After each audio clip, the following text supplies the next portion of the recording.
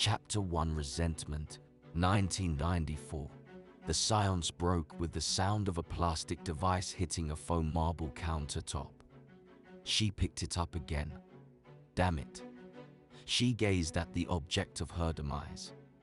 She regretted everything that had happened leading up to this moment. Everything was going perfectly until he showed up. Natasha Sizemore slammed the object down on the countertop. She looked around her college dorm room.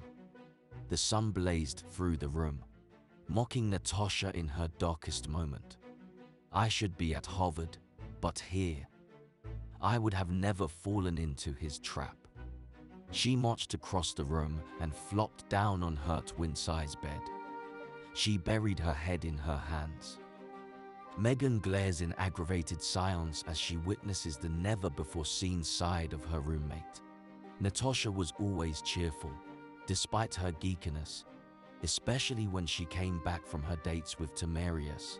As Natasha wept, Megan found the words slipping out of her lips in perfect timing. One thing is clear, this couldn't have happened to a worse person. Megan looked at the source of anger. Tash, I'm confused. You said yes to him despite being 19. Tell him no and move on. She folded her arms across her chest and tucked her fists deep in her armpits, her only attempt to stop herself from shaking some sense into her friend. And why didn't you use protection? She flung her hands up in the air. He's gorgeous. I met no one like him. Natasha slumped her shoulders. I won't argue with you there concerning his looks. But Tash, you're a beautiful woman. I'm certain you can have any man you want. It must be more than that. What did you see in him that prevented you from turning him away? See that whole gentleman's behavior. It's evil. Natasha swung her hand in a dismissive motion as she adjusted herself on her bed. Oh, bull. Look, despite how much we preach about equal rights and wanting to be treated equal, when a handsome man opens a door or displays any class, we low-key love it. Well, maybe that's just me. Megan ran her fingers through her dark hair, her frustration rising. It's just you. Natasha's irritation at her roommate's response rang loud and clear throughout the room. Why not have fun away from home? This was a part of me rebelling against my uncle. Well, look where it got you. Megan threw her hands up in the air. I didn't expect to develop feelings for him, and everything was a bed of roses until now. Megan shifted her focus on the pregnancy test. I'm not ready to be a mother. Natasha stood to her feet. I completely agree, but you're in excellent hands. He comes from a wonderful family. They are weird, Natasha emphasized as she faced her friend. This school is full of different people, including yourself. Megan followed her friend and looked down at the two pink lines on the test strip. Yes, but they are beyond that. Fine. You should have broken it off when you became uneasy about him or his family. Well, it's too late now. But maybe he's not ready, either. He could want to get rid of it. Natasha's tone lightened as she found hope in her statement. Even though this university is not religious, they are dedicated to keeping the legacy of spiritual warriors alive. His family has a private jet. We could leave this God-forsaken island and go to a hospital. Provided he agrees with you. Yeah, I swear, I know him better than you. Megan moved away from Natasha. She knew Tamarius would never agree with such a thing. No. Natasha, so consumed in her thoughts, did not hear her friend's statement. He will dump me. You are concerned about him dumping you. You're not making any sense. His dumping you may not be a bad thing. Does he have any idea who you are? Have you ever told him you're not serious about him? Megan stood to her feet and paced the dorm room. I don't want to have children, Natasha protested. Then use protection next time. We did. It broke. Oh damn. Megan stifled a laugh. Stop it. Natasha couldn't escape the giggle that slipped out. I am telling you that you're a size more and that the son of the founder is Tamarius. Your child will be fine. Another reason this can't be. If two families come together, there will be an imbalance of power. I can understand your point, although it sounds more like an excuse. The Martinez family seems fair, and Tamarius is a good guy. Megan rebutted. He doesn't like kids. Natasha bowed her head. She believed the words were true, even though she had no evidence that Tamarius disliked kids. Says who? I've seen him with his nephew. He adores him. Oh, that kid Mark or Marcus, whatever his name is. Are you sure he's the one that doesn't like kids? This is going to ruin his life and mine. Natasha sunk deeper into her depression. Megan looked down at her watch, realizing she would be late if she didn't leave for class.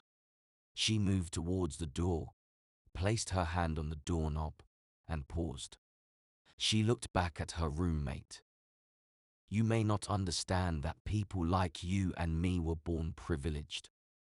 Being here is a privilege.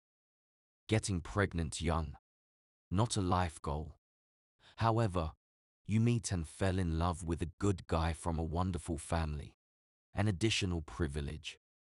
What's wrong with seeing where this path leads you? Megan peered into the soul of her friend. We cannot return to the past and change our ancestors' heinous acts. Please don't make me bad because I'm a part of this school. I never wanted this. I think I would have been better at a normal college anywhere else. And yay, his family may be nice people, but they are strange even among us. This path is not for me. Natasha hammered back. That's unfortunate. Megan ended as she left the room. Tamarius Martinez sat on a park bench with his mother. Daisy Martinez, a beautiful woman well kempt for her age, with a beautiful brown skin complexion and alluring hazel eyes. She was a graceful and well-educated woman who loved her family. She enjoyed spending time with her youngest son, Tamarius, as they spoke and laughed about his past and future. Your second year of college, and you are doing great. I am so proud of you, son. Daisy smacked her son's thigh as a laugh escaped her lips. Yeah, but I'm concerned about getting proper respect and accreditation for my classes because this school is new. Tamarius spit out his deepest concerns to his mother. Oh, stop it. If your father heard you, it would break his heart.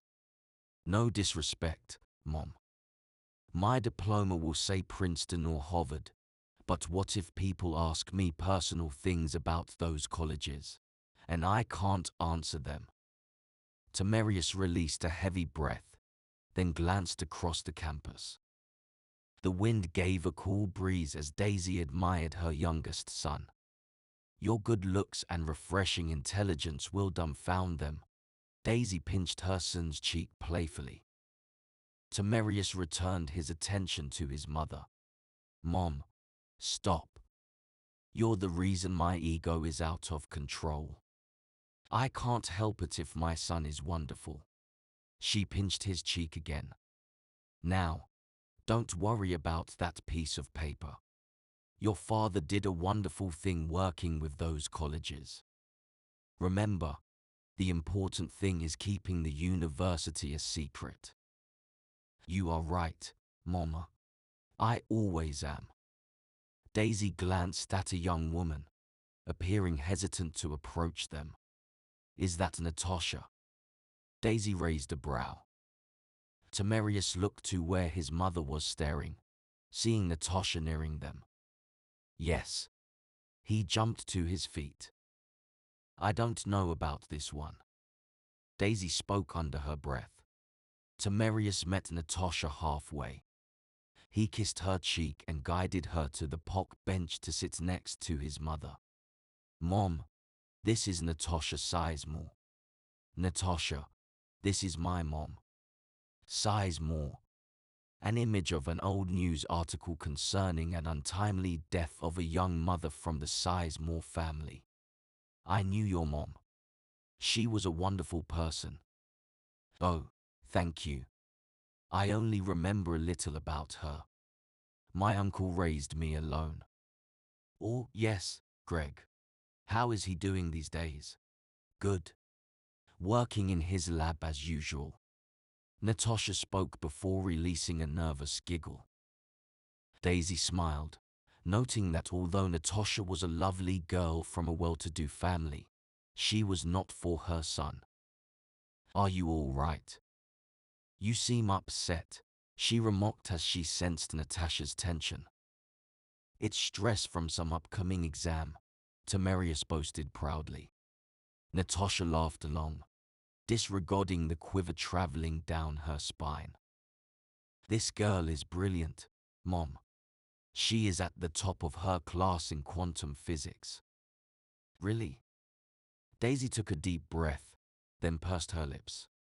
Temerius knew his mother all too well. She disapproved of many girls. After Maxwell, his older brother, married Jenna Castle against her wishes. She watched Temerius closely. Mom, will you join us for dinner tonight in the mess hall? His mother and girlfriend were important to him. Mess hall? Dear God, no. She scrunched her nose at the thought of eating in the school's cafeteria. Tonight, the chef is preparing your father's favorite meal. Maxwell and little Max will be there. Jenna too. Temerius knew Jenna was a thorn in his mother's side. Well, we will see. Daisy hated dealing with Jenna, her daughter-in-law. We'll be there, Mom. Temerius spoke while keeping his gaze on Natasha. She gave him a nervous smile before blushing and looking down. Well, I will see the two of you there. Daisy stood to her feet, then took a deep breath, taking in the smell of warm, fragrant rose bushes nearby. Temerius rushed to his mother's side to help her to her feet. Always the gentleman. Daisy enjoyed peace knowing that her husband and she raised good men. Temerius watched his mother disappear into the distance before returning to Natasha. He smiled at her as he sat on the bench next to her. Leaning over to plant a kiss on her cheek, he slid his arm around her, pulling her slender frame closer. What's troubling you? He asked. Natasha, startled by his abrupt question, babbled out unrelated words as her mind struggled to find an answer to his question. Wow, this must be serious. You are really freaking out. Temerius observes Natasha's reaction. A lot of things happened in the lab today. She did not know what to say. For the moment, she kept it to herself. Like what? Temerius enjoyed the fresh spring air. The sun rested on Natasha's cheeks, giving them a soft rosy glow. He placed a finger under her chin, turning her face towards him. He kissed her lips. Oh, my experiment. Natasha jumped up from the bench they shared, struck with the realization that she didn't want to be drawn into his seductive trance. Natasha's mind fell on her experiment back at her lab. You just got here. Temerius turned towards her, taking both her hands in his. I wanted to see you more. I'm sorry. See you tonight. Although Natasha felt bad about leaving so soon, she had to get back to her lab, where she believes the answer to her problems lay. Temerius shook his head in disappointment as he watched her golden blonde locks disappear into the crowd of students. 3 hours later, Temerius and his family sat around the family dinner table, waiting for a very late Natasha to arrive. For the 6th time, Temerius glanced at his watch. He observed his mother. She was less than pleased with Natasha's tardiness. Don't worry, bro. Maxwell did his best to put his brother at ease. When the hell are we going to eat? Jenna, starved and aggravated, may have expressed it, but everyone silently concurs. Would you shut up? Maxwell's eyes locked on Jenna. I hope you two can behave when our guest arrives. Maxwell, Sr., glared at his oldest son, Maxwell, Jr., and Jenna. Daisy was relieved when she heard the doorbell ring. Temerius leaped from his seat, rushing past Winston, the butler, and slowing down only as he reached the door, not wanting to appear nervous as he opened it. Natasha stood on the porch, eager to get this night over with.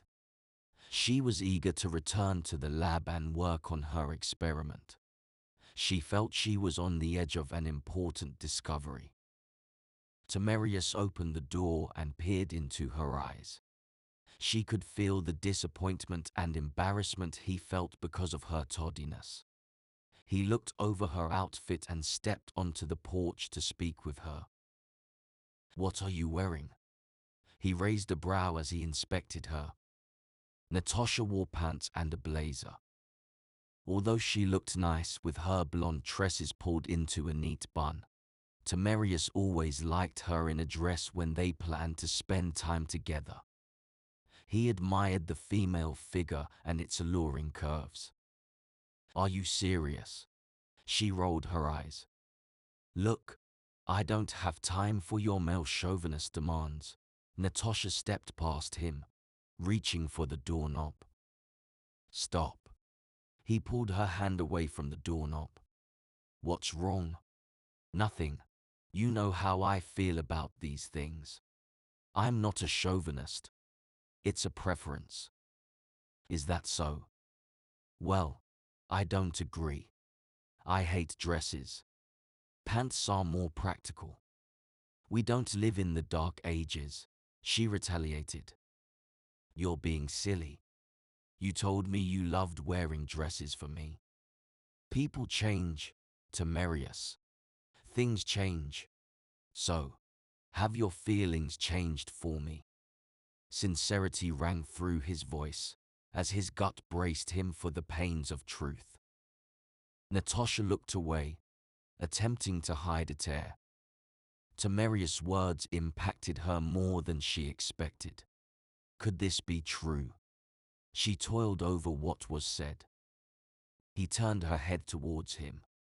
He used his thumb to wipe her tears away. This isn't like you. Temerius released a heavy breath. Oh, something is wrong. He pulled her close, desiring to ease her tension. Are you nervous about meeting my family? He lowered his voice as he spoke near her ear. Natasha relaxed under his gentle touches, but could not move past her feelings of dread. She knew she would have to tell him her secret. However, the words would not leave her lips. Yeah, that must be it. She lied as she stepped back, pulling herself away from him. Let's go in. Everyone is ready to kill each other. I promise, it won't be as bad as you think. He stepped back, taking her hand, leading her into the house and to a seat next to his. She smiled and nodded to everyone, apologizing for being late.